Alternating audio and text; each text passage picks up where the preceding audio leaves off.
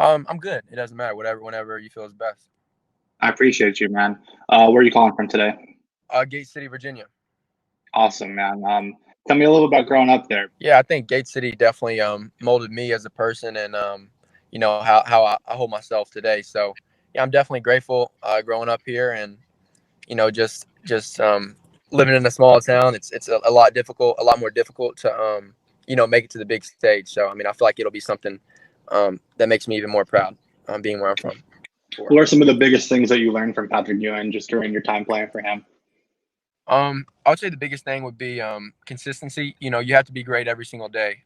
There's not any off days in this game, and you got to continue to grow every day in practice. There's no like I was saying, you have a good game and you feel like maybe a little more confident in practice, but he always pushes me and always demands more out of me, and I think that's the biggest thing, just growing every day. It's crazy because he's Patrick Ewing, but I've built a relationship where I don't see him as the basketball player, but as the coach, and he always demands more out of me no matter what. If I had a great game or a bad game in practice, he acts like I had 0 points. So he's always pushing me to the next level, and that's something I'm really appreciative of him. And then, one thing that I've heard about you is just your competitive nature. I think that might be your most elite trait. Describe your competitiveness for me and kind of where you get that from and why you feel such a like a kick out of it.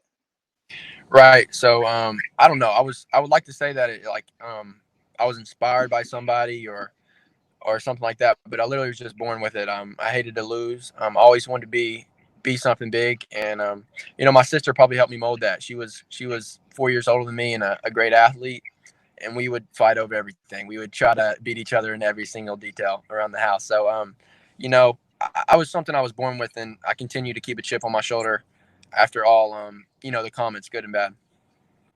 Tell me a little bit about how you would describe your game for someone who's never seen you play before.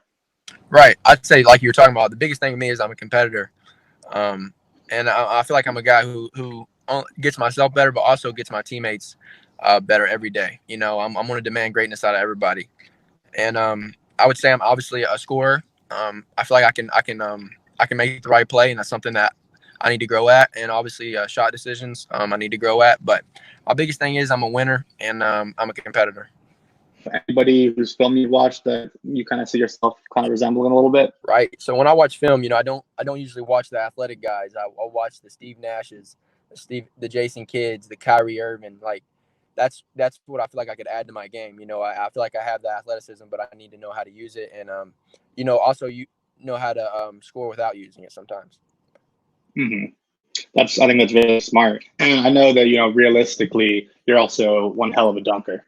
Obviously, you got a lot of fame from that growing up. I would love to hear your history of dunking. When did you first dunk, and just like how did you kind of decide that that was something you were going to try that day?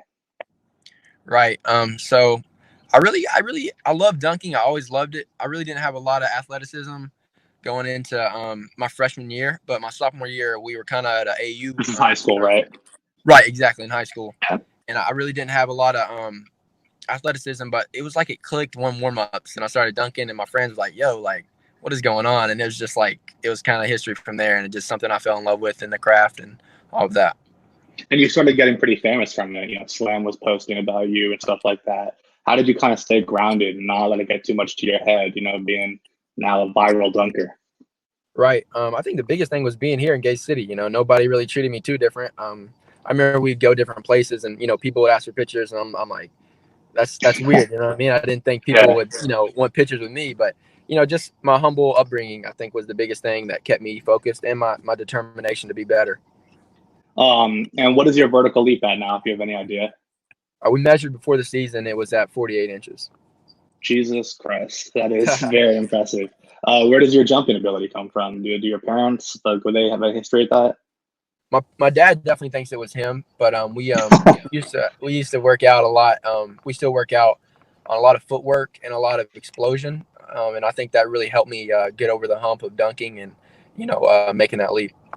And I think one thing that people might be surprised about is that your dunk count was a little bit lower, last year than people maybe would have expected going into the year.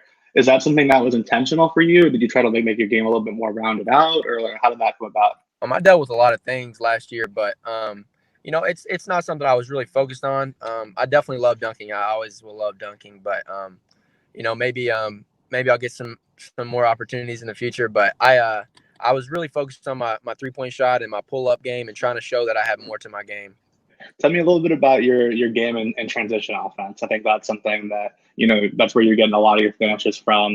I think that's a big part of my game because obviously my athleticism, my speed, and when I can get downhill, that's something very good for me. And I feel like I'm very consistent once I get downhill. And if I'm in transition, I feel like I can finish with the best of them. I feel like I can create so much in transition, with my speed and athleticism, and also that draws other guys to me, which I can make the right play and get others involved as well. How do you think you can continue to improve as a ball handler in pick and roll possessions?